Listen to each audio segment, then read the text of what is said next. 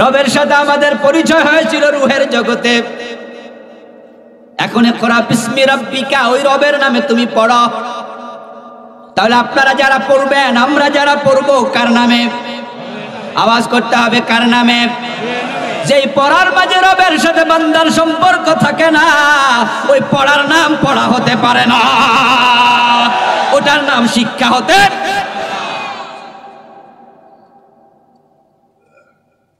এখন MA pass করেছে, BA pass করেছে, ডাক্তার হয়েছে, ইঞ্জিনিয়ার হয়েছে, রবের 5 ওয়াক্ত নামাজের 13টা আরকান আহকাম ফরজ জানে না, ওযু করার 4টা ফরজ জানে না, তায়াম্মুমের 3টা ফরজ জানে না।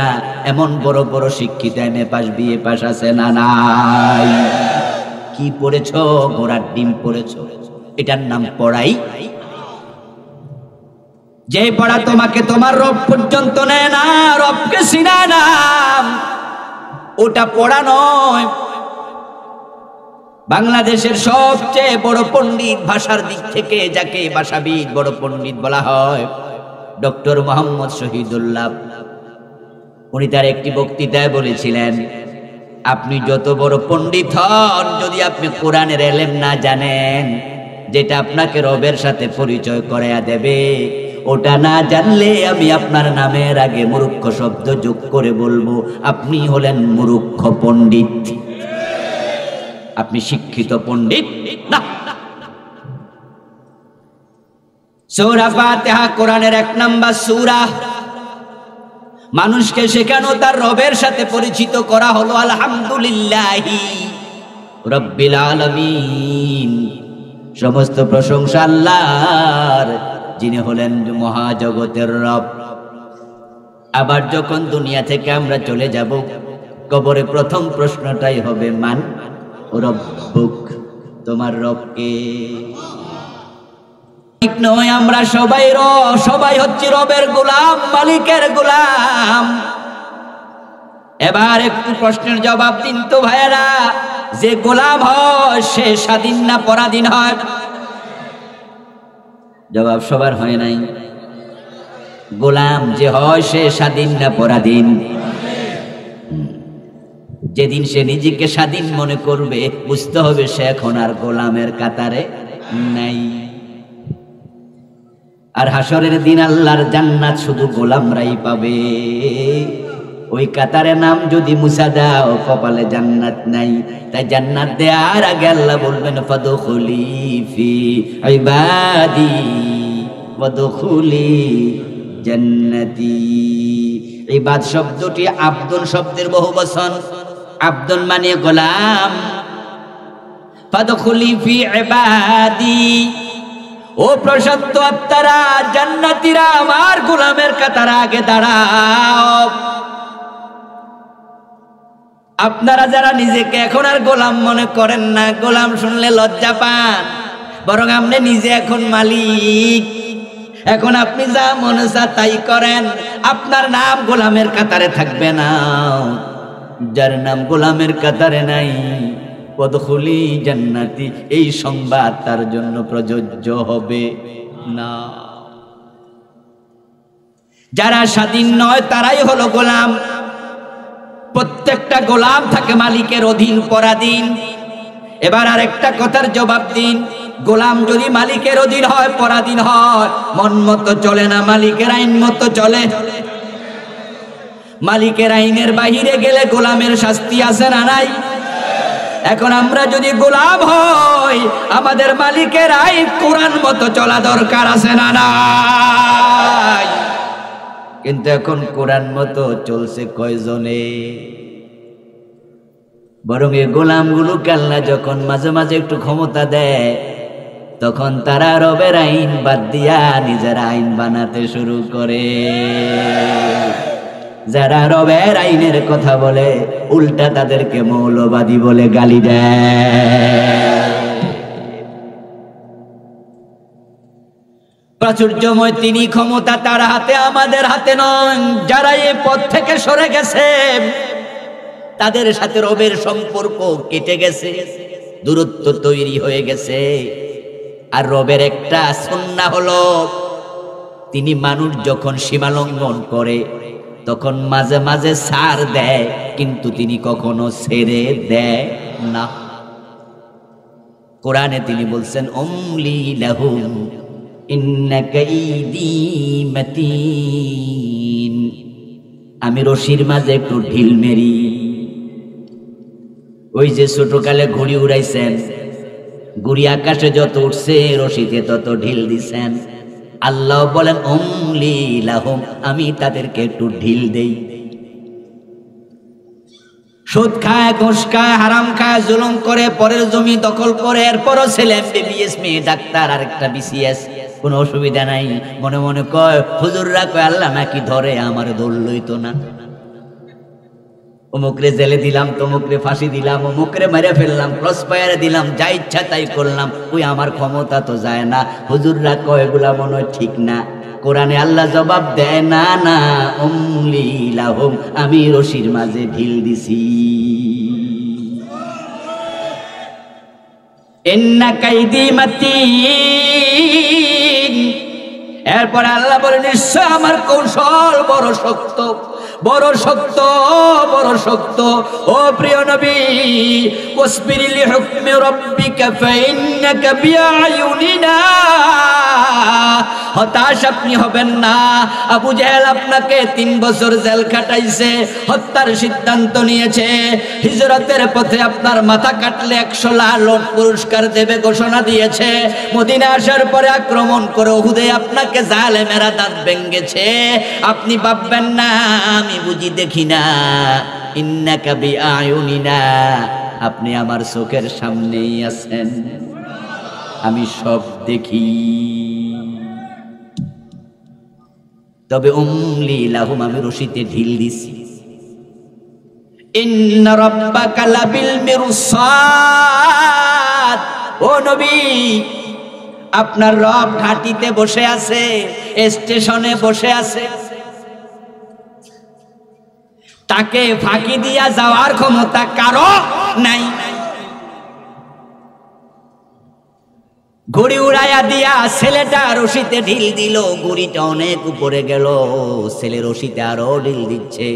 এক পর্যায়ে দেখা যায় খুব উপরে যায় ঘুড়ি মাথা নাড়ে।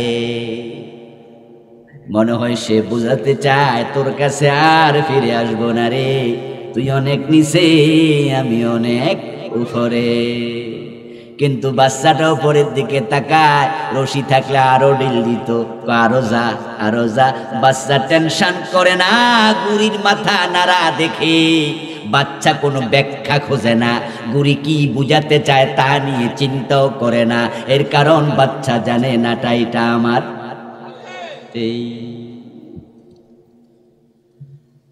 আবু জেহেলের দম্ভ, ফেরাউনের দম্ভ, নমরুদের অহংকার, এগুলো দেখে আল্লাহ টেনশন করে না, কিচ্ছু মনে করে না, বরং নবীরে কয় ধৈর্য ধরুন, ও নবী ওয়াসবির, ধৈর্য ধরুন।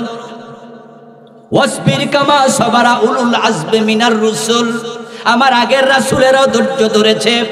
ইন্নাকা বিআয়ুনিনা, রাতের বেলায় কারা কোথায় বসে ষড়যন্ত্র করে, কে কাকে তলোয়ার হাতে নিয়ে গিয়ে যেতে বলে, কে সাদা দেয়, কে কথা বলে, কে পুষলায়া দেয়, কে জাদুকর বলতে বলে, কে গণক বলতে বলে, কে পাগল বলার জন্য পরামর্শ দেয়, আমি আল্লাহ সব দেখি। আমি ছাড় দেই কিন্তু ছেড়ে দেই না। এজন্য আপনারা যারা আমার সামনে কথা শুনছেন, পুরা জীবন এই দর্শনগুলো মাথায় রাখবেন। আপনি যদি সীমা লঙ্ঘনকারী হয়ে যান, আল্লাহ আপনাকেও ছেড়ে দেবেন না। পিছনে ফিরে দেখুন তো ফেরাউনের দিকে, ক্ষমতা পাওয়ার পরে এমন অহংকারী হয়েছে, এখন সে যে গোলাম এটা ভুলে গেছে, বরং উল্টা দাবি করছে আনা রব্বুকুমুল আলা, আনা রব্বুকুমুল আলা, আমি সমাজের ছোট খোদা নই, আমি সবচেয়ে বড়রা। আনা রাব্বুকুম এটুকু বলে নাই, আলা সবচেয়ে বড় খোদা। মূসাকে তো মানেই না, বরং মূসা আলাইহিস সালাম যখন রবের কথা স্মরণ করায় দিছে, ফেরাউন তখন জবাবে বলেছে মা আলিমতু লাকুম মিন ইলাহিন গায়রি, ও আমার সভাসদেরা, ও আমার এমপি মন্ত্রীরা, মুসা এসব কি কয়? হে নাকি আল্লাহ আছে, অথচ আমি ছাড়া কোন আল্লাহ যে আছে আমি তো জানি না। তোমাদের আমি ছাড়া আর কোন আল্লাহ আছে এটা তো আমি জানি না, বরং আমি তোমাদের বড় খোদা। মুসা আলাইহিস সালাম বলে, আল্লাহ, ফেরাউন এতদিন আমার সাথে বাড়াবাড়ি করছে, এখন তোমার চেয়ার দইরাও টান মারছে, হে কয় সবচেয়ে বড়টা নাকি হে? আল্লাহ পাক রব্বুল আলামিন বলেন, মুসা সামনে আগাও, সামনে আগাও, ওর সাথে আর থাকা দরকার নাই।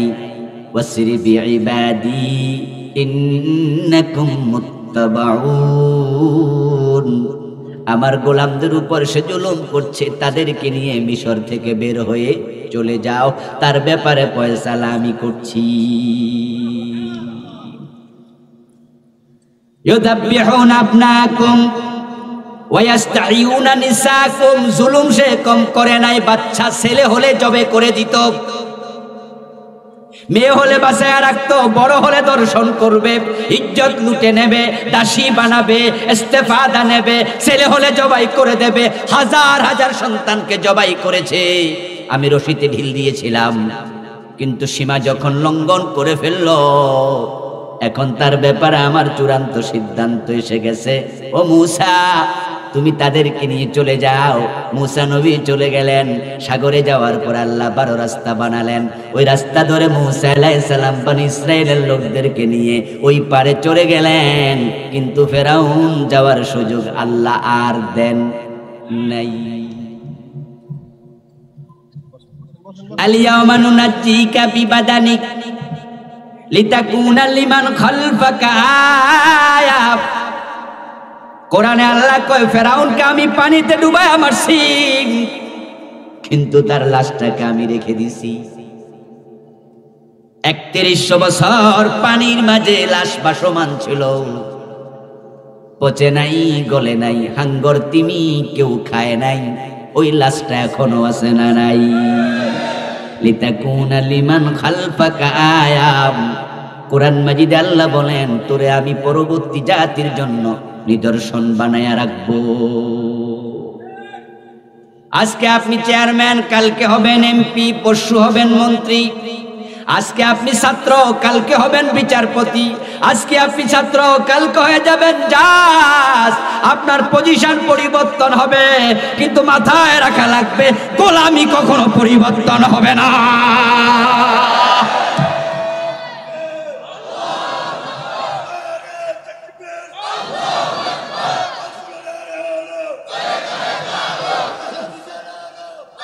আমার ভাইরা, ট্রাকের যেখানে তৈল থাকে, ডিজেল পুরায়, ওই ডিজেলের একটা মোটা বাক্সা আছে, আসেনি? এটার মাঝে মাঝে মাঝে অনেক সুন্দর সুন্দর লেখা পাওয়া যায়। লেখা দেখলাম, লেখা জন্ম থেকেই, এই যে আপনারা বোঝা গেল, দেখছেন, জন্ম থেকেই জ্বলছি। আমার বন্ধু বুঝালো আমার কাম এইটা। ঠিক, আপনি এমপি হবেন, মন্ত্রী হবেন, বিচারপতি হবেন, জাজ হবেন, আপনি অনেক জায়গায় পজিশন আপনার চেঞ্জ হবে, কিন্তু এই ট্রাকের গায়ে যেমন লেখা জন্ম থেকে জ্বলছি, আপনার জন্ম গোলাম হিসাবে, মরতেও আপনাকে গোলাম হিসাবে হবে, এখান থেকে সরা যাবে না। কখনো যেন নিজের কলিজার মাঝে অহংবোধ তৈরি না হয়। আল্লাহ তাআলা বলেন হাদিসে কুদসি, আল কিবরিয়া উরিদাই ওয়াল আযমাতু ইজারি ফামান নাযানি ওয়াহিদাম মিনহুমা কাসামতু আও আহলাকতু। প্রিয় নবী বলেন, আল্লাহ তাআলা বলতেছেন, অহংকার আমার চাদর, বড়ত্ব আমার লুঙ্গি। অহংকার কার চাদর? বড়ত্ব কার লুঙ্গি? এ দুটার মালিকানা কি বান্দার না আল্লাহ? তাহলে বড়ত্ব আর অহংকার, আল্লাহর পোশাক যেন আমার গায়ে কখনো। অহংকার আমার চাদর, বড়ত্ব আমার লুঙ্গি। ফামান নাযানি ওয়াহিদাম মিনহুমা, আমি আল্লাহ যখন দেখি আমার গায়ের চাদর অথবা আমার পরনের লুঙ্গি লইয়া কেউ টান মারছে, আমি তখন আর ছাড় দেই না, তারা আমি ধাক্কা মারি, তাকে আমি ধ্বংস করে ছেড়ে দেই। আল্লাহর হাবিবের এই হাদিসের সবচেয়ে বড় মেজদাক ফেরাউন। সে যখন তীরে এসে গেল সমুদ্রের, নিজের চোখে দেখলো সমুদ্রের মাঝে 12টা রাস্তা দেখা যায় লোহিত সাগরে। উচিত ছিল ফেরাউনের থেমে যাওয়া, একটু ভাবনায় ডুবে যাওয়া। আমি কত এসেছি এই সাগরের তীরে, সাগরের মাঝে জীবনে কোনোদিন রাস্তা দেখি নাই, কিন্তু আজকে মুসার কারণে রাস্তা হয়েছে। নিশ্চয়ই মুসার মাঝে কিছু না কিছু আছেই, ব্যতিক্রম কিছু আছেই। এরকম সাগরে রাস্তা বলে কিরে, একটু যদি ভাবতো তাহলে ডুবে মরা লাগতো না। কিন্তু সে তো ভুলে গেছে তার অবদিয়াত, সে যে গোলাম, সে যে বান্দা, এটা ভুলে গেছে। অহংকার তাকে পাগল বানায় ছাড়ছে। লোকজন তাকে প্রশ্ন করেছিল, ও আমাদের নেতা, এরকম সাগরের রাস্তা তো কোনোদিন দেখিনি। তখন সে বলছে, হ্যাঁ আমি বানাইছি, ডোক চল, সামনে চল। আমার আল্লাহ বলে, যা যা, আমি সার দেই, তোকে আর ছেড়ে দেব না। তারপরে যা হওয়ার হয়ে গেল। ছোট্ট বাচ্চা যে সাঁতার শিখেনি, ওই ছোট্টদের 2, 3, 4, 5 বছরের বাচ্চা যেমন পানির মাঝে পড়লে অসহায়ের মতো মরা লাগে, ওই ক্ষমতাধর ফেরাউন আল্লাহর শক্তির সামনে মাছি মশার মতো দুর্বল হয়ে মরেছে। একা মরেছে না সাথে সঙ্গী ছিল? মরার সময় সজাগ ছিল না ঘুমন্ত ছিল? ক্ষমতায় ছিল না পদত্যাগ করে আসছিল? অবস্থা দেখেন আল্লাহর ক্ষমতার কাছে তোমার ক্ষমতা কিছু না। ফেরাউন সজাগ ছিল, ঘুমে ছিল না, একা ছিল না, হাজার হাজার সৈন্য ছিল, ক্ষমতায় ছিল, পদত্যাগ করে আসেনি। আল্লাহ যখন ডুবা দেয়, তার সৈন্য তাকে বাঁচাতে পারে নাই, বরং সৈন্য সহ ডুবাইছে, সজাগ রাইকা ডুবাইছে, ক্ষমতা রাইকা ডুবাইছে। আল্লাহ বুঝায় দেয়, আমি ডুবাইলে তোমার ক্ষমতা তোমাকে বাঁচাতে পারবে না।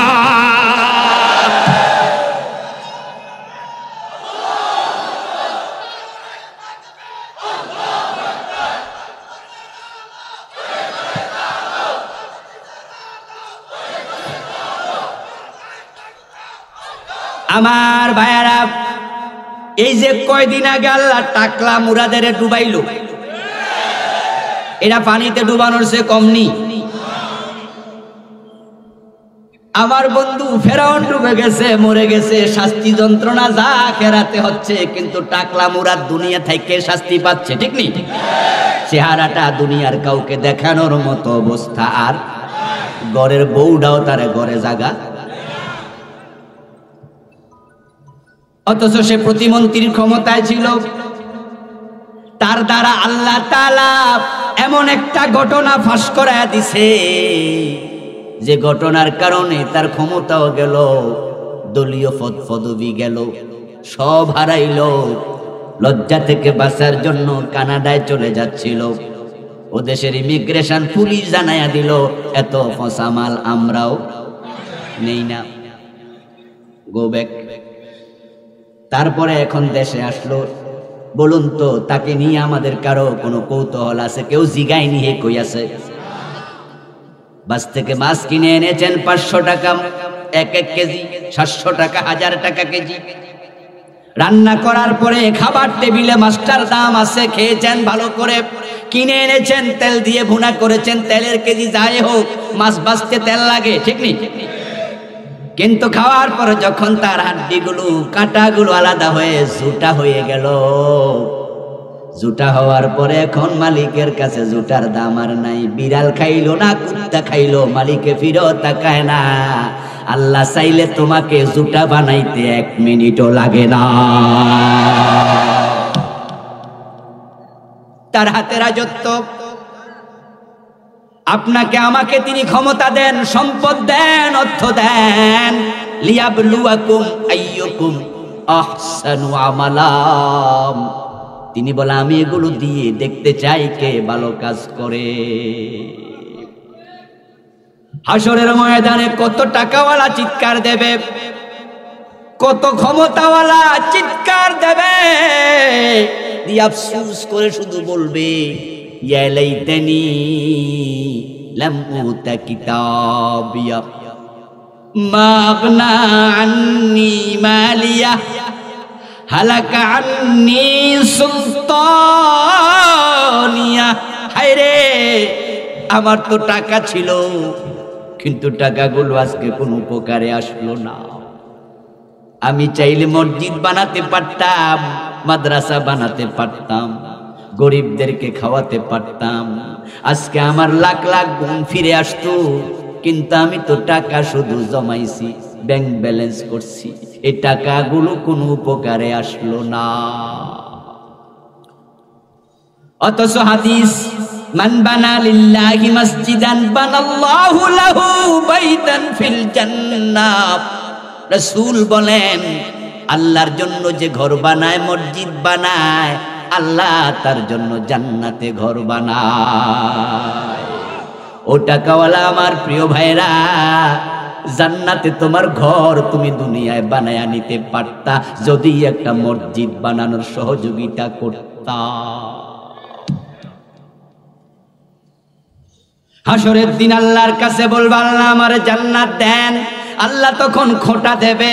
আল্লাহর যে নামগুলো আছে তার মাঝে একটা নাম হলো মান্নান। এই জন্য মানুষের নাম আছে আব্দুল মান্নান। শব্দের অর্থ খোঁটা দানকারী। মুতাকাব্বির, এটা আল্লাহর নাম, অহংকারী।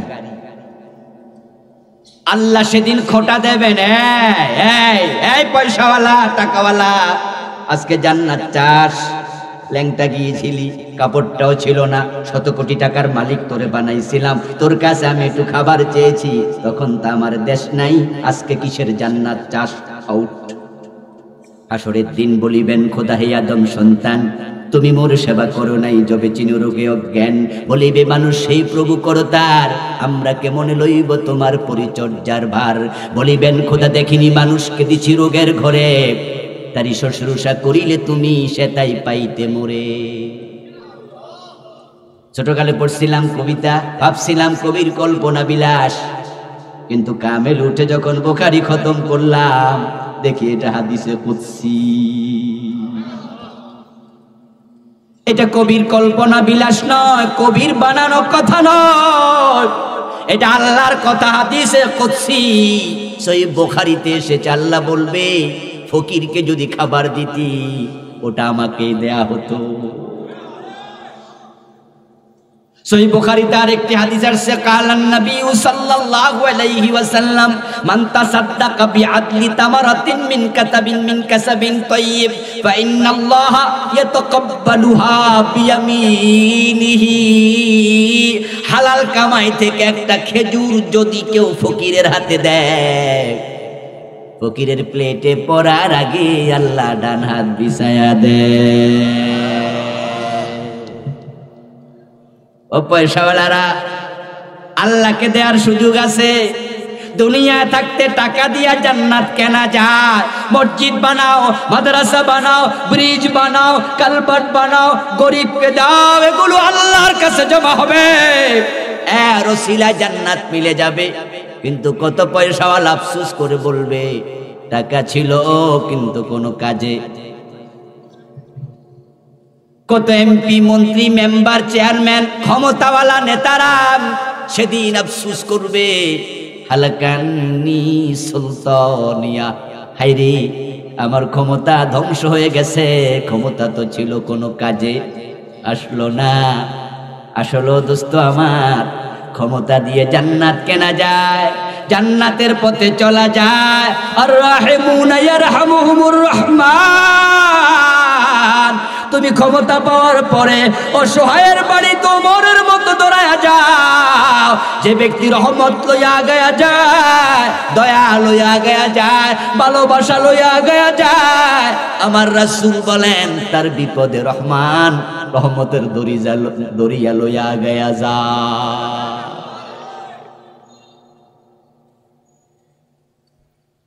শুধু একটা কুকুরকে পানি খাওয়াইয়া জীবনে সব গুনাহ ক্ষমা পাইছে, একজন চরিত্রহীন পতিতা, এমন হাদিসও আছে না নাই? ক্ষমতাওয়ালা ভাই তোমাকে বলছি, সেবা করো মানুষের। কুনতুম খায়রা উম্মাহ উখরিজাত লিন-নাস, এটা শ্রেষ্ঠ কাজ, মানব সেবা সেরা কাজ, সেরা কাজ। আল্লাহকে খুশি করা এত সহজ, মানব সেবা দিয়া অন্যভাবে এত সহজ নয়। কোন সন্তান যদি মা বাবাকে খুশি করে, আল্লাহ রাসূল বলেন ওই সন্তানের উপর আল্লাহ তাড়াতাড়ি খুশি হইয়া যায়। কোন অসহায়ের প্রতি দয়া দেখাও। ইন্নাল্লাহা ফি আউনিল আবদি মা দামাল আবদু ফি আউনি আখি। তোমার ভাই বিপদে পড়েছে, এলাকার কেউ বিপদে পড়েছে, তুমি দৌড় মারো, তোমার বিপদে আল্লাহকে আর ডাকা লাগবে না, আল্লাহ নিজ থেকে দৌড়াবে। ক্ষমতা দিয়ে জান্নাত পাওয়া যায়। আজকের শিক্ষামন্ত্রী, আজকের প্রধানমন্ত্রী যদি সংসদে একটা বিল পাশ করত, আমাদের দেশের প্রাইমারিতে ক্লাস 1-এ কায়দা, ক্লাস 2-তে 10টা সূরা, ক্লাস 3-তে আম্পারা, ক্লাস 4-এ এতটা সূরার অর্থ, ক্লাস 5-এ অতটা হাদিস, ক্লাস 6-এ এভাবে, ক্লাস 7-এ এভাবে সিলেবাসে ঢুকানো হবে। শিক্ষামন্ত্রী বলতো প্রস্তাবনা, স্পিকার উপস্থাপন করত, প্রধানমন্ত্রী সাইন করে দিত, 151 জন এমপি হা বলে দিত, প্রতিটা প্রাইমারিতে, কলেজে, স্কুলে কোরআন হাদিস ঢুকে যেত। এই প্রধানমন্ত্রী থাকবে না, শিক্ষামন্ত্রী মরে যাবে, কিয়ামতের দিন পর্যন্ত কবরে বসে বসে সাদকায়ে জারিয়ার সওয়াব পাওয়ার সুযোগ ছিল। কিন্তু না না, বরং উল্টা ইসলাম ধর্ম বাদ দেওয়ার ষড়যন্ত্র করছে। আফসোস করবে সেদিন। নতুন শিক্ষানীতি হয়েছে, নতুন কারিকুলামে স্কুল কলেজে ধর্ম শিক্ষা নামে যে বইটা আছে ওইটার পরীক্ষা নেওয়া হবে না। নতুন কারিকুলামে প্রস্তাবনা দিয়েছে, পড়া হবে, পরীক্ষা হবে না। মানেটা কি? তারা জানে পরীক্ষা যদি না নেয় ছাত্রছাত্রীরা আর পড়বেও না, অথচ দরকার ছিল এটাকে কম্পালসারি করা, উল্টা করতেছে। উল্টা সেদিন চিৎকার দিয়ে বলবে ক্ষমতা ছিল কাজে আসলো না। চিৎকার দিবা কিন্তু লাভ হবে না।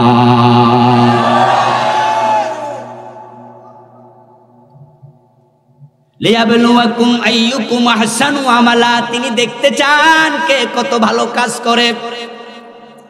আমরা ছিলাম না, আমরা কেউ থাকবো না, চলে যাব সবাই। এই যে আজকের মাঠে এখানে হাজার হাজার মুসলমান, বলুন তো আজ থেকে 100 বছর আগে আমরা কেউ ছিলাম? 100 বছর পরে থাকার সম্ভাবনা আছে নাকি? এত লম্বা হায়াত আমরা চাইও না। যেমনে ঘরে ঘরে ডায়াবেটিক ঢুকছে, আগে মরাই বালা। যে বয়সে ইবাদত করা যায় না, যে বয়সে মানুষ মাজুর হয়ে যায়, ওই বয়সে বাঁচা দরকারও নাই। কারণ আল্লাহ আমাদেরকে খাওয়ার জন্য বাঁচতে বানান নাই, বরং ইবাদতের জন্য বাঁচতে বানাইছে।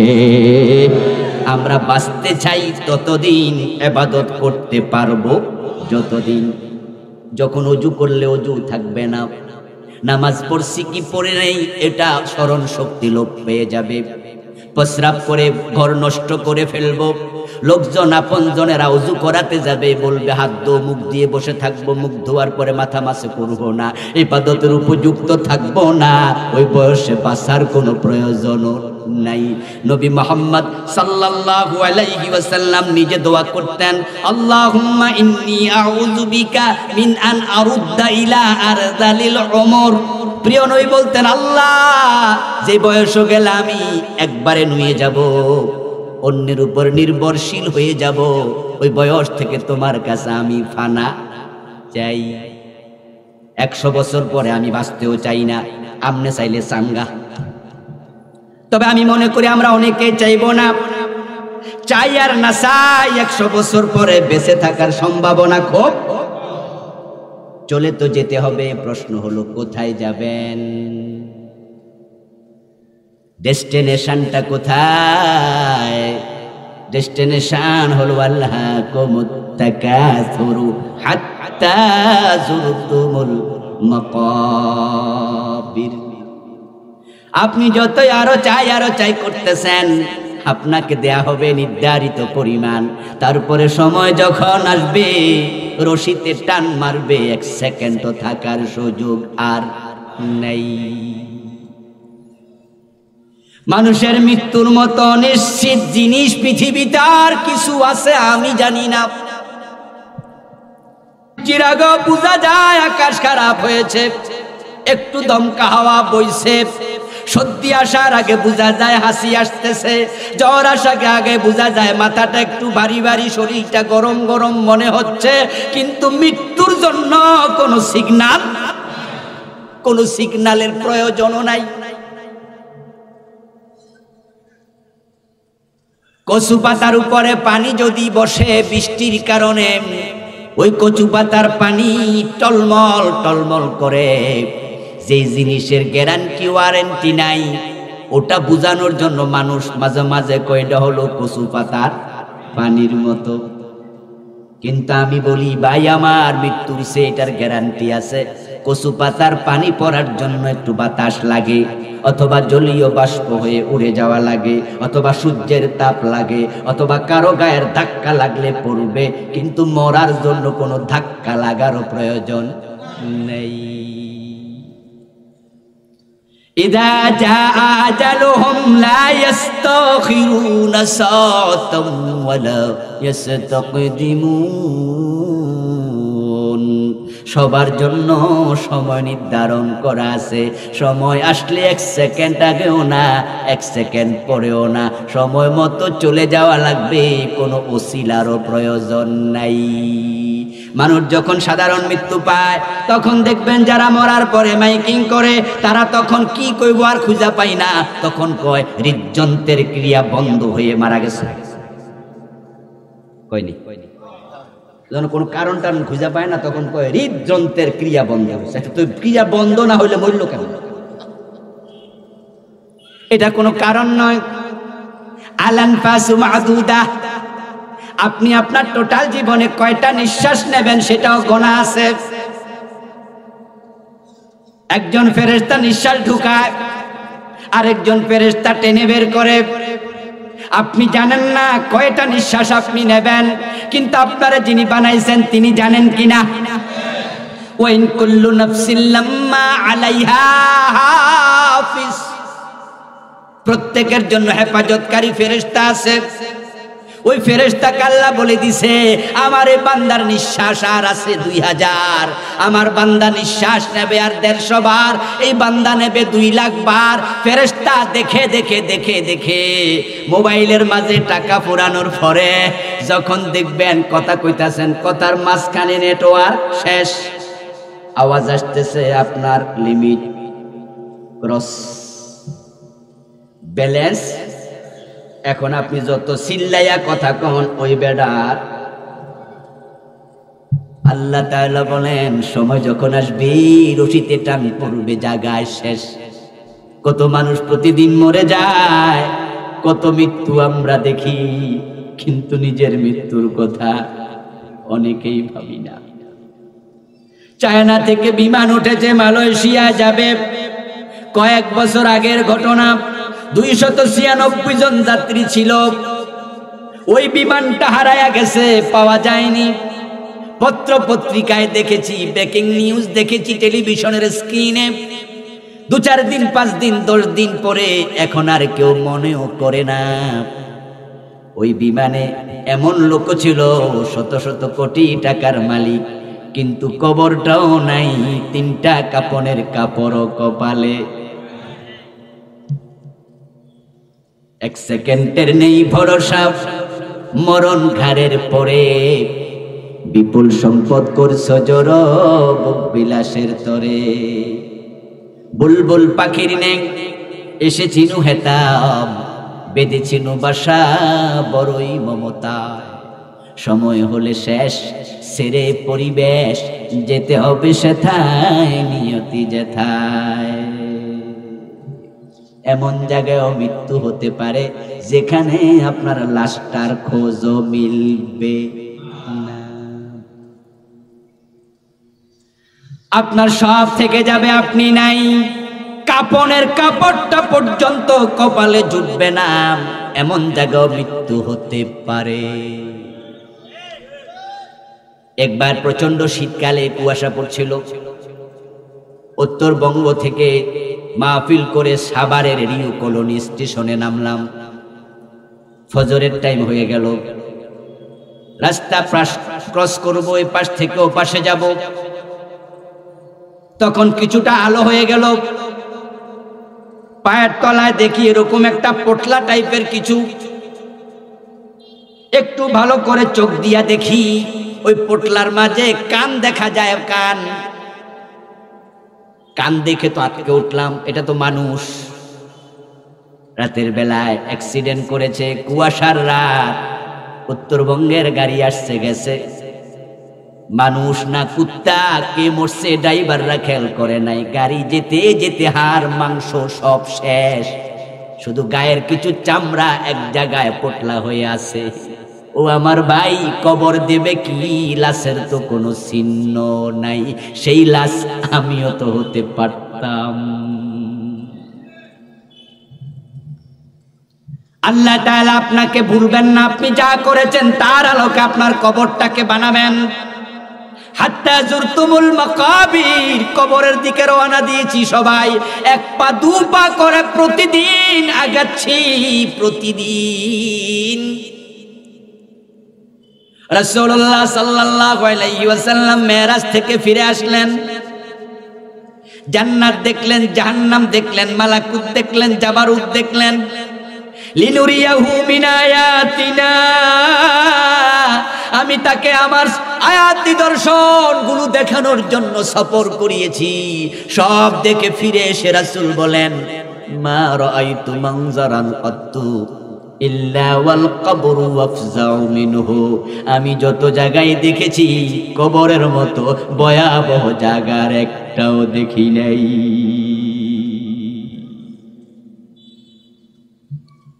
প্রতিদিন এক কদম করে যে কবরের দিকে আগাচ্ছি, রাসূল বলেন এর মতো মারাত্মক কোনো জায়গা আমি আর কোথাও দেখি নাই।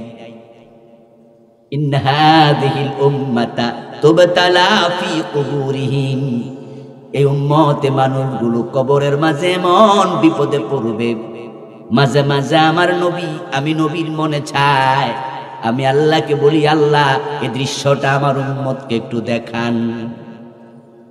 লা দাউতুল্লাহ আন ইউসমিআকুম মিন আযাবিল কবর, আমার মন চায় আমি এই দোয়া করি, যেই আযাব আমি দেখি শুনি আপনি একটু দেখান। কিন্তু আমি এই দোয়া আল্লাহর কাছে করি না। লাউলান তুদাফিনু, যদি এই দোয়া করতাম তোমরা আপনজনদেরকে আর কবর দিতে রাজি হতে না। আল্লাহর হাবিব সাল্লাল্লাহু আলাইহি ওয়াসাল্লাম বলেন, এই কবরে আল্লাহ আমল ছাড়া কবরকে আর কিছুই চিনতে বলবেন না, দেখতে বলবেন না। যে ব্যক্তির আমল যেমন, তার কবরটা হবে তার জন্য ঠিক তেমন। ইন্না হাযাল কবর রাউদাতুম মিন রিয়াজিল জান্নাহ আও হুফরাতুম মিন হুফারিন নিরান, এটা কারো জন্য জান্নাতের টুকরা হয়ে যাবে, আবার কারো জন্য মাটির গর্ত নয়, এটা হবে ধাউ ধাউ করে জ্বলা বিশাল বড় আগুনের কুণ্ডলী। রাসূল সাল্লাল্লাহু আলাইহি ওয়াসাল্লামের সাহাবী হযরত জাবের ইবনে আব্দুল্লাহ বলেন, আমাদের একজন সতীর্থ হযরত সাদ বিন মুআজের কবরের কাহিনী শোনো।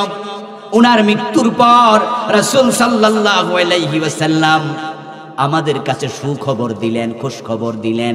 জিবরিল এসেছে, এসে বলছে, আদা সাদুন তাহাররাকা লাহুল আরশু, আপনার সাদ ইন্তেকাল করেছে, তার মৃত্যুতে আল্লাহর আরশ কেঁপে উঠেছে। রাসূল সাল্লাল্লাহু আলাইহি ওয়াসাল্লাম তার জানাজার নামাজের ইমামতি করলেন। তিনি ঘোষণা করলেন, ফতিহাত লাহু আবওয়াবুস সামাম, আল্লাহ খবর পাঠাইছে সাদের জানাজা হাজির হওয়ার জন্য ফেরেশতাদের দরজা আকাশে যে কয়টা আছে সব দরজা আল্লাহ খুলে দিছে।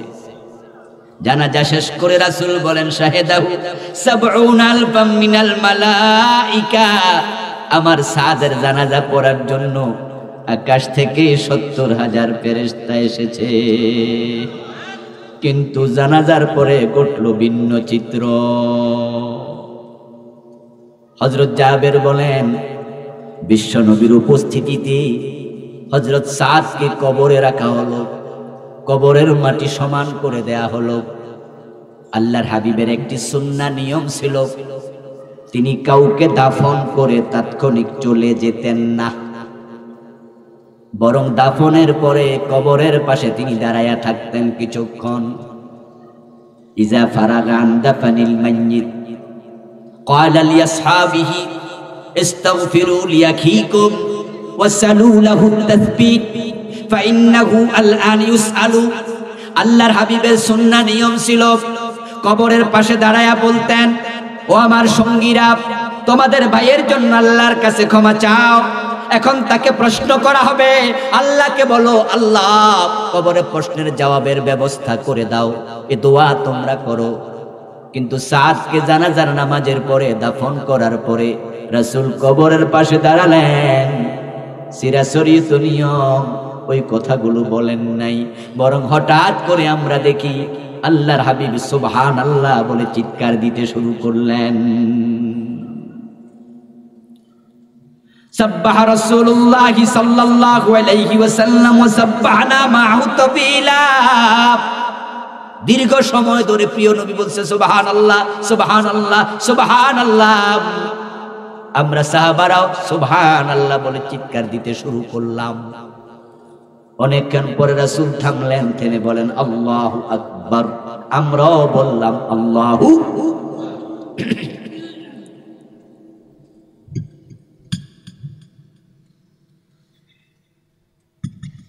ফাকিলা ইয়া রাসূলাল্লাহ লিমা সাব্বাহতা ওয়া কাব্বারতা।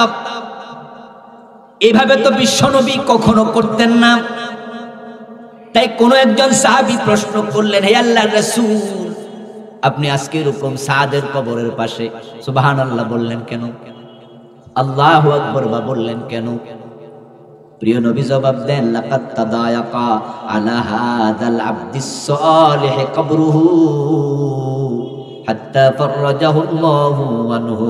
শোনো শোনো, আমি সাদের কবরের পাশে দাঁড়ায় আছি, দেখতে পেলাম সাদের কবরের মাটি সাদকে চাপা দেওয়ার জন্য আসতে শুরু করেছে।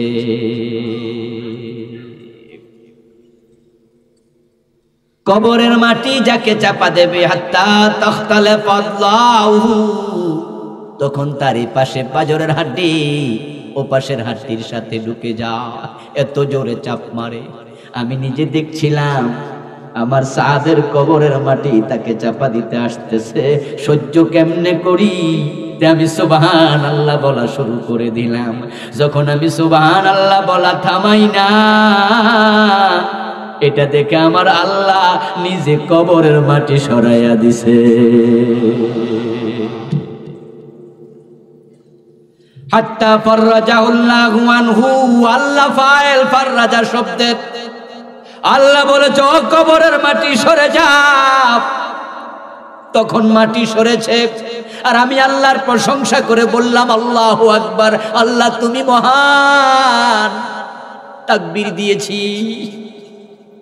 হতে পারে হযরত সাদ বিন মুআযের মতো সাহাবী জীবনে এমন কোন গুনাহ করেছিলেন যেটা থেকে তাওবা করতে মনে নাই, অথবা এমন কোন গুনাহ করেছেন যে তাওবাটা কবুল হয় নাই। আর কবর কাউকে চিনে না। লিয়াবলুয়াকুম আইয়ুকুম আহসানু আমালা। তাই যেই কয়দিন হায়াত পাবেন ভালো কাজ করার চেষ্টা করতে থাকবেন। কত ভালো কাজ করা যায়, কত ভালো কাজ করা যায়। গতকালকের চেয়ে আজকের দিনটা যেন ভালো হয়, এই চেষ্টা সবার করা দরকার আছে না নাই? অন্যায়গুলো ছেড়ে দেন, কারণ কবর যদি অন্যায়কারী হিসাবে পায় উপায় নাই। রাসূলুল্লাহ সাল্লাল্লাহু আলাইহি ওয়াসাল্লাম বলেন, তোমাদের কবরের জীবনের সাথে তোমাদের জীবনের ব্যবধান এত কম, এত কম।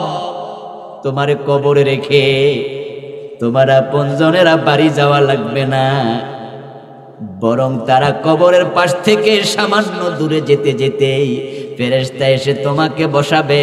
হাত্তা ইয়াসমা কারাআনি আলিহিম, ওই কবরের মানুষটা আপনজনের জুতার আওয়াজটা নিজের কানে শুনবে, আপনজন চলে যাচ্ছে। কবরের জীবন এত কাছে, আপনি নিজের কানে শুনবেন আপনজন যাচ্ছে। আতাহু মালাকান আজরাকান আসওয়াদান, রাসূল বলেন তোমাকে কবরস্থ করার পরপরই দুজন কালো ফেরেশতা আসবে, যাদের চোখ হবে নীল বর্ণের। তারা এতটা বিকট চেহারার হবে, একজন মুনকার আর একজন নাকির। ফায়ুজলিসানিহি, এসে তারা তোমাকে ধরে বসাবে। ধরে বসাইয়া দেরি করবে না, প্রশ্ন শুরু করে দেবে, মান রাব্বুক। ওই রবের কথা এতক্ষণ যে বলছিলাম, রবকে বলো। প্রশ্ন আরবিতে না বাংলা? জোরে বলুন, আরবিতে না বাংলা? আপনারা সবাই আরবি জানেন তো? উত্তরের ব্যবস্থা কেমনে হবে? আবার আবু জেহেল কি আরবি জানতো না? আবু লাহাব জানতো না? উত্তর দিতে পারছে? তাহলে বোঝা গেল উত্তরের জন্য আরেকটা লাইন আছে। ফেরেশতা প্রশ্ন করবে, মান রাব্বুকা।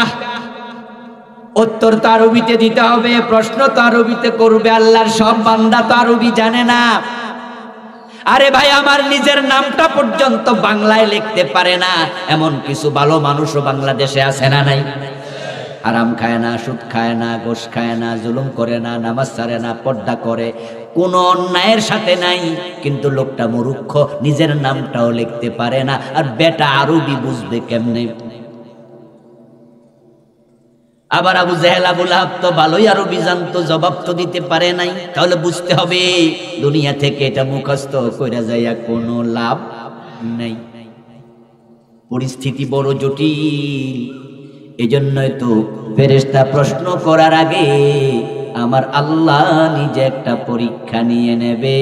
আল্লাহর পরীক্ষায় যারা পাশ করবে তাদের ফেরেশতার প্রশ্নের জবাবের দায়িত্ব আল্লাহ নিজেই নেবে।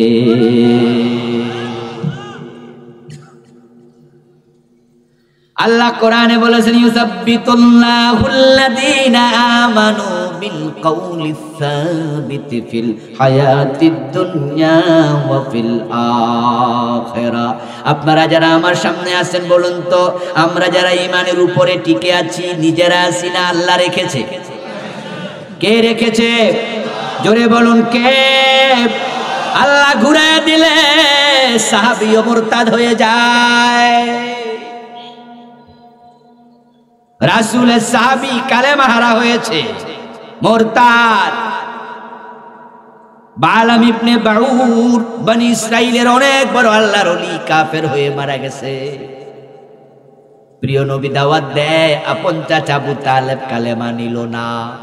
আল্লাহ দুই আঙ্গুলের মাঝখানে রাখেন তার বান্দার কলবগুলো, এভাবে নাড়ায়া দিলে, ঘুরাইয়া দিলে রাসূল দাওয়াত দিল আর গ্রহণ করার মন থাকবে না। ইউসাব্বিতুল্লাহুল্লাযীনা আমানু, ঈমানওয়ালা তোমাদেরকে আল্লাহ ঈমানের উপরে দুনিয়ায় রেখেছে। ওয়া ফিল আখিরা, আল্লাহ কোরআনে বলেন কিছু মানুষকে আমি আবার ঈমানের উপরে কবরেও রাখব। আখিরা মানে কবর। কাদেরকে রাখবে? ফেরেশতা প্রশ্ন করার আগে আল্লাহ নিজে একটা পরীক্ষা নেবেন। ওই পরীক্ষা পাশ করলে বাকিটা আল্লাহ নেবেন দায়িত্ব। ওই পরীক্ষাটা হবে সাইকোলজিক্যাল টেস্ট, মনস্তাত্ত্বিক পরীক্ষা। ওই পরীক্ষাটা কি হবে? রাসূলুল্লাহ বলেন, কবরস্থ ফেরেশতা মুনকার নকির যখন তাকে কবরে বসাবে, মুসসালালাহু শামসু আনদা পুরুবিহা, তখন ওঠে ব্যক্তিটা, জেগে উঠে দেখবে সূর্যটা ডুবে যাচ্ছে। রাতের 12টা হোক, দিনে দুপুর হোক, কবরওয়ালা দেখবে সূর্য ডুবন্ত। সূর্যটাকে ডুবন্ত অবস্থায় হাজির করবেন কে? মুসাল্লাত লাহু শামসু ইনদা গুরুবিহা। সূর্য ডুবে যাচ্ছে, এটার মাঝে আবার কি পরীক্ষা রে? পরীক্ষা হলো আসরের নামাজের খবর কি? জোহর পরে ঘুমাইছে, কখন জান হলো আসরের টের পায় নাই। এর মাঝে সূর্য ডুবে যাচ্ছে, হঠাৎ করে জেগে উঠেছে। যে ব্যক্তি জীবনে নামাজ কাজা করে না, তখন তার কাছে আসরের নামাজের চেয়ে মূল্যবান কোনো কাজ পৃথিবীতে আর একটাও। পাগলের মতো দৌড় মারবে ইন্না লিল্লাহ কইয়া ওযু করার জন্য। নামাজ কাজা হয়ে গেল, সূর্যটা ডুবে যাচ্ছে, ইন্না লিল্লাহ কেউ ডাকলেই না, হায় হায় তোরা করছত কি? আমি ঘুমাইছি, গেলনি নামাজটা কাজা হইয়া। পাগলের মতো বলবে আর দৌড়াবে ওযু করার জন্য। পিছন দিয়ে যদি কেউ ডাকে, এই ভাই কথা আছে, খারাপে। মা ডাকলেও বলবে মা পড়ে, বাবা ডাকলেও বলবে আব্বা পড়ে, আগে নামাজ পড়ি, সূর্য ডুবে যাচ্ছে। এই জাতীয় ঈমানওয়ালা আপনি কিনা, নামাজওয়ালা কিনা, সূর্য ডুবন্ত অবস্থায় নিয়ে আল্লাহ পরীক্ষায় ফেলে দেবে। ফেরেশতা বলবে মান রাব্বুকা। রাসূলুল্লাহ বলেন, যে ব্যক্তি কোনোদিন নামাজ কাজা করে নাই, ইয়ামসাউইনাইহি ফায়াকুলু দাউনি উসাল্লি, সে ঘুম থেকে উঠবে, ঘুম থেকে জেগে ওঠা মানুষের মতো নিজের 2 হাত দিয়া চোখ কসলাবে আর ফেরেশতাদেরকে বলবে তোমরা কারা? কথা বলার সময় নাই, আগে নামাজ পড়তে দাও। দাউনি উসাল্লি, ছেড়ে দাও, কথা বলবো না, আগে আসরের নামাজ পড়ি। আর যারা ফাঁকিবাজ, জোহরে আছে আসরে নাই, মাগরিবে আছে এশায় নাই, জুমায় আছে ওয়াক্তিয়া নাই, ঈদের নামাজে আছে জুমার নামাজটাতেও নাই, এমন কিছু নামাজি আছে না নাই? মুয়াজ্জিন হাইয়া আলাস সালাহ বলে ডাকতে ডাকতে গলা ভেঙে ফেলে, সে এক ওয়াক্ত হাজিরা দেয় নাই। চা দোকানে বসে বিড়ি টানতে টানতে মাগরিব শেষ হতো, পাশেই মসজিদ আসেনি? পাশেই মসজিদ। আল্লাহর বান্দা, তোর জন্মটাই বৃথা, তুই তোর রবকে একটু সেজদা দিতে জানলি না। পাশে মসজিদ, অথচ অন্ধ সাহাবী আব্দুল্লাহ ইবনে উম্মে মাকতুম রাদিয়াল্লাহু তাআলা আনহু বিশ্বনবীর কাছে অনুযোগ করলেন, ইয়া রাসূলুল্লাহ, আমি অন্ধ মানুষ, ফজরের টাইমে এশারের টাইমে মসজিদে আসতে আমার কষ্ট হয়, বাড়িটা একটু দূরে, আমাকে ফজরের নামাজ এশারের নামাজটা ঘরে পড়ার অনুমতি দেন। বিশ্বনবী তো তাকে চিনেন, তাই তিনি বললেন ঠিক আছে যাও। আব্দুল্লাহ ইবনে উম্মে মাকতুম এই কথা শুনে কয়েক কদম আগালেন। আল্লাহর হাবিব এবার বলো আব্দুল্লাহ শোনো শোনো। আব্দুল্লাহ ইবনে উম্মে মাকতুম রাদিয়াল্লাহু তাআলা আনহু ফিরে আসলেন। এবার প্রিয় নবী জিজ্ঞাসা করছেন, আব্দুল্লাহ আজান দিলে ঘর থেকে কানে শোনো নাকি? তিনি জবাব দেন, হুজুর আওয়াজ তো শুনি।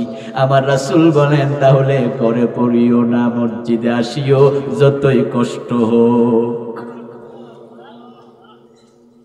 ওই অন্ধ সাহাবী আব্দুল্লাহকে আল্লাহর হাবিব মসজিদে এসে নামাজ পড়তে আদেশ দিলেন, অন্ধ হওয়ার পরেও, কষ্ট হওয়ার পরেও। আর আপনি বিড়ি টানতেছেন, নাটক দেখতেছেন, চা দোকানে বসে গল্প করছেন, অথচ মাগরিব আসর শেষ। যারা গল্প গুজব করে সময় কাটায়া দেয়, ফেরেশতা প্রশ্ন করলে তারা দাউনি উসাল্লি বলবে না, তারা গল্প করতে শুরু করে দেবে। ফেরেশতা বুঝে ফেলবে কে আসল কে বেজাল। যে বলবে ছেড়ে দাও নামাজ পড়ি, ফেরেশতারা বলবে নামাজ আর লাগবে না, এটা আলমে বরজখ, এটা কবরের জীবন। দাউনি উসাল্লি যারা বলবে তারা পরীক্ষায় ফেল না পাস। এবার আল্লাহ বলে বাকি দায়িত্ব আমি নেব। প্রশ্ন করবে মান রাব্বুকা, সাথে সাথে জবাব দিয়ে দেবে রব্বি আল্লাহ। প্রশ্ন করবে ওমা দীনুকা, সাথে সাথে জবাব দেবে দীনি আল ইসলাম। প্রশ্ন করবে ওমান হাদার রাজুল আল্লাযী বুইসা ফীকুম, উনাকে চেনো নাকি? রাসূলকে দেখে বলবে হাদা রাসূলুনা মুহাম্মদ সাল্লাল্লাহু আলাইহি ওয়াসাল্লাম। ফেরেশতা আশ্চর্য হয়ে যাবে, আশ্চর্য হয়ে বলবে ওমা ইউদরিক। আবু দাউদে আসছে, ফেরেশতা 4 নাম্বার প্রশ্ন করবে ওমা ইউদরিকা, তোমারে কে জানাইলো? এত সুন্দর উত্তর তুমি কেমনে দিলা? লোকটা জবাব দেবে ক্বরাতুল কোরআন, আমি কোরআন পড়েছি, আল্লাহর কোরআনের মাঝে সব পেয়েছি। প্রথম প্রশ্ন, তোমার রব কে? আল্লাহ আমার রব। শুধু তারাই বলবে যারা জমিনে আল্লাহ ছাড়া কাউকে রব মানে নাই। ছিল শিখা যেখানে রব মেনেছে সেখানে, ব্যক্তি জীবন থেকে আন্তর্জাতিক বলয় পর্যন্ত, পাকঘর থেকে সংসদ পর্যন্ত, অফিস আদালত মন্ত্রণালয় সচিবালয়, যেখানে ছিল রবের আইনের বাহিরে কোনো কাজ করে নাই। সব জায়গায় আল্লাহকে রব মানা লাগবে, রবের আইন ফলো করা লাগবে। কিছু রবের আইন, কিছু ব্রিটিশ আইন, সুবিধাবাদী হওয়া যাবে না। মুমিনের কাছে আল্লাহ ছাড়া কারো আইন মানা জায়েজ হবে না। সব জায়গায় আল্লাহর আইনের কথা বলবে। এতে যদি তার ফাঁসি হয়, জেল হয়, হাসতে হাসতে ফাঁসির মঞ্চে যাবে, কিন্তু রবের আইনের বাহিরে কাউকে আর নেবে না, গ্রহণ করবে না। ওয়ামা দীনুকা, তোমার দিন কি? এই প্রশ্নের জবাব সে দিতে পারবে যে ইসলামকে জীবন ব্যবস্থা হিসাবে পেয়ে খুশি হয়েছে। ইসলামকে শুধু নিছক ধর্ম মনে করা যাবে না। ইসলাম হলো রাইট প্রেসক্রিপশন। পুরা জীবন কিভাবে চলবে সব কিছু ইসলামে আছে না নাই? আপনার পুরা জীবন চালানোর জন্য ইসলামকে আপনি গ্রহণ করেছেন, করেন, তাহলে ব্রিটিশ আইনের কাছে যাওয়ার কোনো প্রয়োজনই আপনার হবে না। কিন্তু বড় পরিতাপ, এখন ইসলাম থেকে কথা বললে জঙ্গিবাদী বলে, আল্লাহর আইনের কথা বললে মৌলবাদী বলে। ইউনিভার্সিটির বড় কনফারেন্স, কোন বক্তা যদি কথায় কথায় উদ্ধৃতি দিতে পারে, সক্রেটিস কি বলেছে, এরিস্টটল কি বলেছে, জর্জ ওয়াশিংটন কি বলেছে, মহাত্মা গান্ধী কি বলেছে, তখন শ্রোতারা টেবিল থাপড়ায়া থাপড়ায়া ধন্যবাদ দেয়। কিন্তু কোন বক্তা যদি এসে বলে আল্লাহ কি বলেছে, রাসূল কি বলেছে, আবু বকর কি বলেছে, ওমর কি বলেছে, টেবিল থাপড়ায় না, বরং মৌলবাদীর গন্ধ খুঁজতে থাকে।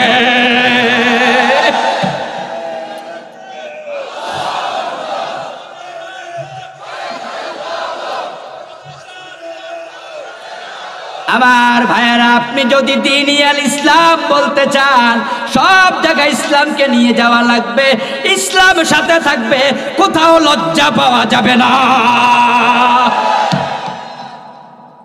ও ভাই আমার, আপনি বিদেশ যাচ্ছেন, টাই পরেছেন, স্যুট পরেছেন, অনেক দামি পোশাক, কিন্তু এটা টাকনুর উপরে পড়লে কেমন শরম শরম লাগে। আরে আপনার ফ্যান টাকনুর উপরে থাকলে একটু মানুষে কি কইব, এই বেডার কি টাকার অভাব ছিল, কাপড় কম কিনছে কেন? আচ্ছা, টাকনুর উপরে পড়তেছে কেমন লাগে, মানুষ কি জানি কয়, আপনার শরম লাগতেছে, লজ্জা লাগতেছে, তাই আপনি এখানে ফেল মাইরা দিছেন। আপনি দূরে অফিসে যাওয়ার সময়, অনুষ্ঠানে যাওয়ার সময় আপনি লুঙ্গি যখন পরেন বাড়িতে, ঠিকই আপনি টাকনুর উপরে পরেন, কিন্তু আপনি বিদেশ সফরে টাকনুর নিচে নামাইয়া দিছেন। ইসলামকে আপনি সাথে নিতে লজ্জা পাইছেন। আপনি দ্বীন ইসলাম বলার সুযোগ পাবেন না। আপনি থাকবেন যেখানে, ইসলাম থাকবে সেখানে। কে কি বলল কুছ পরোয়া নিহি। আপনি দাড়ি রাখতে শরম পান, লজ্জা লাগতেছে, আরে আমি যুবক মানুষ, এই বয়সে দাড়ি রাখলে মানুষ কি বলবে? আমার ভাইয়েরা, বাবা দাড়ি রাখেনি, ছেলে মনে মনে বলে আমি দাড়ি রাখলে বাবার শরম হবে। শ্বশুর দাড়ি রাখেনি, জামাই দাড়ি রাখতে লজ্জা পায়। দাড়ি টুপি মাথায় দিয়া লজ্জা পায় না, বরং তুমি যদি ইসলামকে সাথে রাখতে পারো, প্রমাণ হবে তুমি প্রকৃত অর্থে দিনকে তোমার জীবন ব্যবস্থা হিসাবে মেনে নিয়েছ।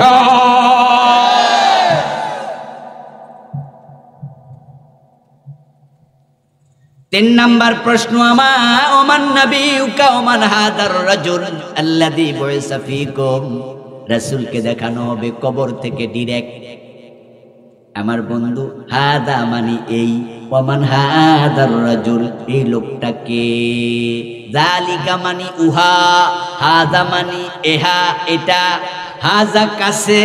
এই প্রশ্ন দিয়ে বোঝা যায় মদিনার নবীকে কবর থেকে খুব কাছ থেকে দেখা যাবে।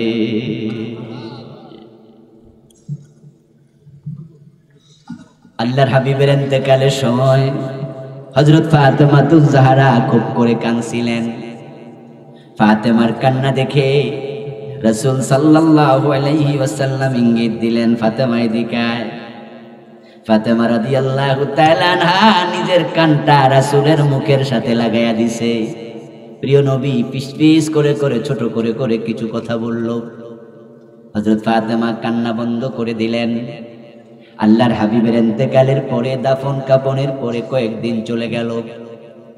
মা আয়েশা রাদিয়াল্লাহু তাআলা আনহা ফাতেমাতুজ জাহরাকে বলে, ফাতেমা আমি তোমাকে দেখেছি রাসূলের ইন্তেকালের সময় খুব করে কেঁদেছো, কিন্তু রাসূল কানে কি বলেছে ছোট্ট করে কাঁদা বন্ধ করে দিয়েছো, কেন আমার কওয়া লাগবে?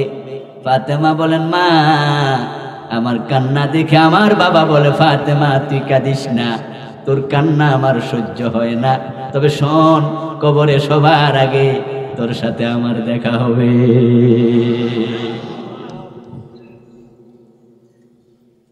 আল্লাহর হাবিবের ইন্তেকালে 6 মাস পরে হযরত ফাতেমা ইন্তেকাল করেছেন। প্রিয় নবীর ভবিষ্যৎবাণী সঠিক হলো। হযরত ফাতেমাকে বলছে কবরে দেখা হবে সবার আগে তোর সাথে। ফেরেশতা বলবে, ওমান হাদার রাজুল, চিনো নাকি উনাকে? কবর থেকে রাসূলকে কাছে দেখা যাবে। আজকের বিজ্ঞান আমাদেরকে আরো সহজ করে দিয়েছে। এই মোবাইলের মাঝে ভিডিও কল দিয়ে আমেরিকায় আপনজনের সাথে কাছ থেকে কথা বলা যায়। এই ভাই কথা বলার সময় কয়, চোখ লাল কেন? কয় ঘুম ভালো হয়েছিল না। আছে বেড়া আমেরিকায়, এই হাতে নিয়ে কয় এই চোখ লাল কেন? এই মুখ আজকে ফুলা ফুলা লাগে কেন? কয় ঘুম একটু বেশি হয়েছে।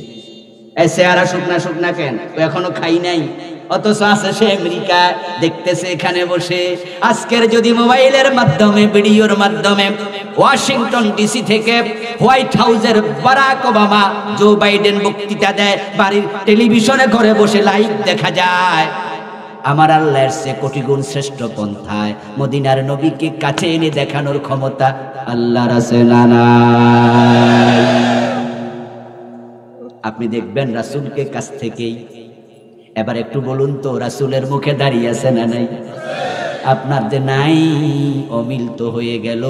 ও আমার প্রিয় ভাই, দাঁড়িয়ে এমন এক সুন্নাহ যেটা সাথে কবরে যাবে, অন্য কোনো সুন্নাহ যায় না। টুপি যাবে না, পাজামা পাগড়ি পাঞ্জাবি যাবে না, মেসওয়াক যাবে না, দাড়িটা যাবে। অনেক যুবকেরা বলে, হুজুর দাড়ি রাখলে মানুষ মেয়ে বিয়ে দিতে চায় না। হুজুর দাড়ি রেখেছিলাম, কিন্তু চাকরির শর্ত দিয়েছে দাড়ি কামাতে হবে, তাই কামিয়ে ফেলেছি। হুজুর দাড়ি থাকলে ভালো চাকরি পাওয়া যায় না, তাই রাখিনি। কিন্তু আমি মহব্বত করি দাড়িকে, রাসূলকে। আমি তোমাকে বলবো আমার প্রিয় যুবক, দাড়ি রেখে দাও, দাড়ি রেখে দাও। যে মেয়ে দাড়ি দেখে বিয়ে বসতে রাজি হবে না, ওই মেয়েকে মুসলমানের জন্য বিয়ে করা জায়েজ হবে না। তুমি বিয়ে করবা কেন? যে মেয়ে প্রিয় নবীর সুন্নাহ দেখে নেগলেক্ট করবে, অপছন্দ করবে, ওই মেয়ের পেট থেকে হাসান হুসাইনের জন্ম হবে না। এই জাতীয় মেয়ের পেটে হবে সালমান শাহ, শাহরুখ খান, টাকলা মুরাদ, ঐশী, ঠিক না? এরশাদ শিকদার খবর আছে। যুদ্ধের মাঠে মুজাহিদ যেমন এক হাতে তলোয়ার নেয় আর এক হাতে ঢাল নেয়, ওই ডাল দিয়া প্রতিপক্ষের তলোয়ার ফিরায়, নিজেকে সেভ করে সিকিউর করে। ও যুবক, দাড়ি রেখে দাও, তাহলে তুমি ওই খারাপ মেয়ের পাল্লা থেকে বেঁচে যাবে। যে মেয়ে দাড়ি দেখে বিয়ে বসতে রাজি হয়, তার পেট থেকে ইমাম আবু হানিফার জন্ম নেয়।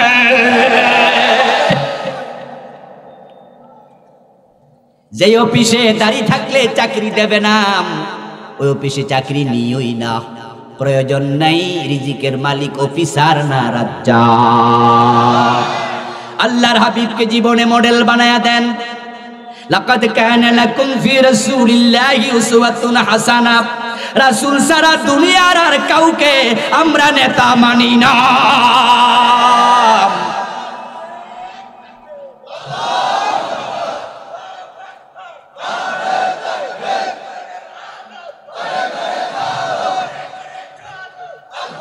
আমার ভাইয়েরা, আল্লাহ আমাদের রব, রাসূল আমাদের একমাত্র নেতা, ঠিক কিনা? মসজিদ ইমাম তিনিও নেতা, কিন্তু আমরা তাকে নেতা মানি ততক্ষণ ইমাম সাহেব রাসূলকে অনুসরণ করবেন যতক্ষণ। ইমাম যদি মাগরিবের ফরজ 2 রাকাত পরে সালাম ফিরাতে চায়, আমরা ফিরাবো না, উল্টা লোকমা দেব। রাসূল হলো একমাত্র নেতা। কোরআন আমাদের সংবিধান হবে, আল্লাহ আমাদের একমাত্র রব হবে, রাসূল একমাত্র নেতা হবে। এর বাহিরে চুল পরিমাণ সরা যাবে না। যদি আদর্শ নিয়ে চলতে পারেন, কবরে জবাব দেয়া সহজ হবে। যখন 3টা প্রশ্ন হলো, ফেরেশতা 4 নাম্বার প্রশ্ন করলো, পাইলা কই? করাতু কিতাবাল্লাহি ওয়া আমানতু বিহি বলে জবাব দেবেন। আমি তো কোরআন পড়েছি, কোরআনে পেয়েছি। এখন এবার আওয়াজ দিয়ে বলুন তো, কবরের প্রশ্নের জবাব দেওয়ার জন্য কোরআন পড়া দরকার আছে না নাই? এজন্য যারা কোরআন পড়েননি, পারেন না, আজকে সিদ্ধান্ত নিয়ে বাড়ি যাবেন। সামনে রমজান আসছে, রমজান কোরআনের মাস, কোরআন নাজিল হয়েছে। এই রমজানে কোরআন শিখবই। 1 মাস পরিশ্রম করুন, আমি গ্যারান্টি দিয়ে বলবো কোরআন শিখতে 1 মাস লাগবে না। বিশুদ্ধ হতে কিছু সময় লাগবে, কিন্তু শেখার জন্য 1 মাসও লাগবে না। দিন 2-3 ঘন্টা পরিশ্রম করবেন, রমজান যাওয়ার আগে আগে কোরআনওয়ালা হয়ে যাবেন। আমার প্রিয় ভাই, ফেরেশতা 4 নাম্বার প্রশ্ন করার পরে আল্লাহ আবার বলবে, ও ফেরেশতারা, আন সাদাকা আবদি, সুবহানাল্লাহ পড়েন। আমার বান্দারা ডিস্টার্ব করিও না। আমার বান্দা বলে আল্লাহ ওই লোকটাকে নিজের সাথে সম্পৃক্ত করবে। আনসাদাকা আবদি, আমার বান্দা ঠিক ঠিক জবাব দিয়েছে, আর কোনো প্রশ্ন করিও না। এবার কি হবে? তোমরা জান্নাতের বিছানা বিছায়া দাও তার কবরে, জান্নাতের পোশাক পরায়া দাও তার দেহে, এবং জান্নাতের সাথে একটা দরজা খুলে দাও তার কবরের সাথে।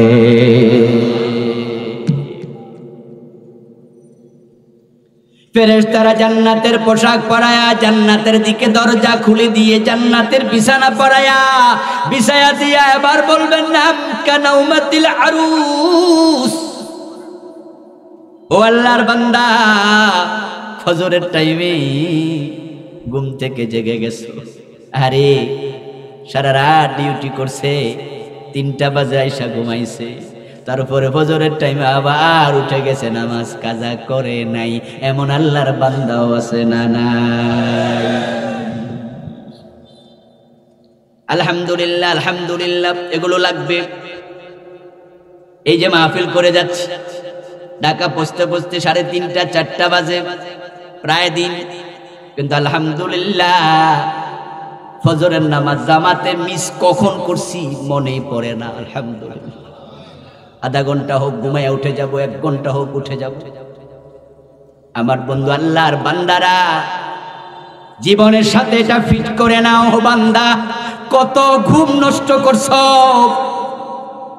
এখন আল্লাহ আজকে তোমাকে জান্নাতের বিছানা দিয়ে, ফেরেশতাকে দিয়ে বলাচ্ছে, নাম কানাউমাতিল আরুস। এখন আর তোমার নামাজ লাগবে না, রোজা লাগবে না, কেউ ডিস্টার্ব করতে আসবে না। বাসর ঘরে দুলা যেমন ঘুমায়, জান্নাতের বিছানায় ঘুমায়া যায়। এক ঘুমে কিয়ামত হয়ে যাবে। ইসরাফিলের প্রথম ফুৎকার টের পাবে না, দ্বিতীয় ফুৎকার টের পাবে না। ইসরাফিল আলাইহিস সালামের 3 নাম্বার ফুৎকারে ফাইদা হুম কিয়ামুন ইয়ানজুরুন, তখন সে জাগবে, তখন সে জেগে উঠবে। জেগে উঠে সে বলবে মান বা'সানা মিন মারকাদিনা। সুবহানাল্লাহ, কি চমৎকার ঘুমেছিলাম, কে ডাকলা? ফেরেশতারা দৌড় মারবে, কাছে এসে বলবে হাদা মা ওয়াদার রহমান ওয়া সাদাকাল মুরসালুন। ও আল্লাহর বান্দা, কবরে ঘুমাবা কেন? রহমান তো ওয়াদা করেছে তোমার জন্য জান্নাত, নবীরা বলেছে জান্নাত দেবে। আজকে নবীদের কথার সত্যায়ন হবে। আল্লাহ তোমাকে জান্নাত দেওয়ার জন্য ডাক দিয়েছে। কিন্তু তার বিপরীতে যারা আছেন বেনামাজি, বেরোজগারি, হারাম খান, সুদ খান, ঘোষ খান, পরের জমি দখল করে, বোনের হক দেয় না, বউর মোহর দেয় না, এমন কিছু লোক আজকের মাহফিলও আছে না নাই? পাপিষ্ঠ পুজ্জার তোমাকে বলবে মান রাব্বুকা, তুমি কিচ্ছু বলতে পারবা না। নামাজ কাজা করছো, আল্লাহ তোমার দায়িত্ব নেবে না। বলবে হা হা লা আদ্রি, জানি না। ওমা দীনুকা, জানি না। ওমান নবিয়ুকা, চিনো না কি উনাকে, রাসূলকে চিনতে পারবে না। বলবে হা হা লা আদ্রি, হায় হায় হায়, জানি না, জানি না। ফেরেশতারা তখন বলবে জানো না। আকাশ থেকে আওয়াজ আসবে আন কাযযাবা, মিথ্যুক মিথ্যুক মিথ্যুক। আল্লাহ বলবে, আব্দি শব্দ বলবে না, আন কাযযাবা, মিথ্যুক। জানি না কথাটা মোটেও ঠিক নয়। আমার নবীগণ গেছে, আলেমরা তারে জানাইছে, সে মানে নাই। ও ফেরেশতারা, জাহান্নামের বিছানা চাদর দাও, জাহান্নামের কাপড় পরায়া দাও, জাহান্নামের দিকে দরজা খুলে দাও। সাথে সাথে পুরাটা কবর জাহান্নামের অগ্নিকুণ্ডে রূপ নেবে। মুনকার নকির ফেরেশতা কবর থেকে বের হবে। একজন ফেরেশতা কবরে এসে ঢুকবে, আসাম আমা, চোখে দেখে না, কানে শোনে না। মাহু মিজরাবাতুম মিন হাদিদ, সাথে আনবে বিশাল বড় এক লোহার হাতুড়ি। ওই ফেরেশতা আগুনের ভিতরে ঢুকবে। এমনি লোকটা আগুনের মাঝে জ্বলতেছে, এর মাঝে সেই হাতুড়ি দিয়া পিটাতে শুরু করবে। লাউতুরে বাবিহা জাবালুল্লাহ সারাজাতরাবা। আমার রাসূল বলেন, এত বড় হাতুড়ি যদি একটা পাথরের পাহাড়কে একটা বাড়ি দেয়া যেত, এক আঘাতে পুরা পাথরের পাহাড় ধুলাবালি হয়ে উঠতে থাকতো। কিন্তু তার তো কানের শক্তি নাই, চিৎকার দিয়া লাভ নাই, সে শোনে না। অনুনয় বিনয় বিনয় করে বলবেন, আর মাইরো না, আর মাইরো না। ও তো দেখবে না, কারণ তো সে অন্ধ। এর মাঝে 99টি সাপ আল্লাহ ঢুকায়া দেবে। যা যা, ও তিন্নির সাপেরা তার কবরে ঢোক। 99 তিন্নিনা তানহাসুহু ওয়া তালদাগুহু, এসে সবল মারতে থাকবে। আল্লাহর নবী বলেন, যদি একবার সবল দেয়, ইয়াজিদু হামওয়াতাহা 40 খরিফা, একবার সবল দিলে বিষ থাকবে 40 বছর। কিন্তু উপর্যুপরি 99টা সবল দিতে থাকবে। আল্লাহর হাবিব বলেন, লাওয়ান্না তিন্নিনা মিনহা নাফাখা ফিল আরদি মানবাতাত খাদরা, তার বিষ কত মারাত্মক হবে শোনো। কোন তিন্নিন সাপ যদি দুনিয়ার দিকে কোনোদিন নিঃশ্বাস ছেড়ে দিত, নিঃশ্বাসের বিষে দুনিয়ায় কোনোদিন সবুজ গাছ জন্ম নিত না। কিয়ামত পর্যন্ত সবল মারবে, কিয়ামত পর্যন্ত ফেরেশতা পিটাবে, কিয়ামত পর্যন্ত আগুন জ্বলবে, আরো কত শাস্তি চলছে চলবে, কিয়ামত পর্যন্ত তোমার কবর এতটা জঘন্য হবে। রাসূলের জন্য বলেছেন, আমি কবরের মতো মারাত্মক জায়গা আর কোথাও দেখি নাই। কার কবরটা কেমন হবে এটা দেখার জন্য মরা দরকার নাই, মৃত্যু লাগে না। একটু রাতের বেলা চোখ বন্ধ করে আত্মসমালোচনা করো, তুমি বুঝবে তোমার আমলের খবর কি। আল্লাহ জুলুম করে না, যে নেক কাজ করে তাকে জান্নাত দেবে, যে নেক কাজ না করে অন্যায় করে তাকে জাহান্নাম দেবে। সুতরাং যারা হারাম খাচ্ছেন, নামাজ কাজা করছেন, মেয়েটা বেপরদায় কলেজে যাচ্ছে, নিজের বউটা বেপরদায় অফিসে যাচ্ছে, শরীয়তের সীমা লঙ্ঘন করে চলছেন, আজকেই সিদ্ধান্ত নিয়ে তাওবা করা দরকার আছে না নাই? তুবু ইলাল্লাহি তাওবাতান নাসুহা। যদি আপনি প্রকৃত অর্থে তাওবা করতে পারেন, প্রিয় নবী বলেন, লাউ আখতাতুম হাত্তা তাবলুগা খাতায়াকুম ইলাস সামা লাউ তাবতুম লাতাবাল্লাহু আলাইকুম। তোমরা যদি গুনাহ করছো, করতে করতে তোমার গুনাহ আসমান পর্যন্ত পৌঁছে যায়, তখনও তাওবা করো। তাওবা করলে আল্লাহ একসাথে সবটা ক্ষমা করে দেবে, কিন্তু অপরাধী হয়ে মৃত্যুবরণ করিও না। আল্লাহ পাক রব্বুল আলামিন আমাদের সকলকে যাবতীয় কবিরা গুনাহ থেকে মুক্ত হয়ে আল্লাহর নেক বান্দাদের আমল করে করে কালেমা পড়তে পড়তে মরার তৌফিক দিন। সবাই চিৎকার দিয়ে বলেন আমিন। হাযা মা ইনদি ওয়াল ইলমু ইনদাল্লাহ।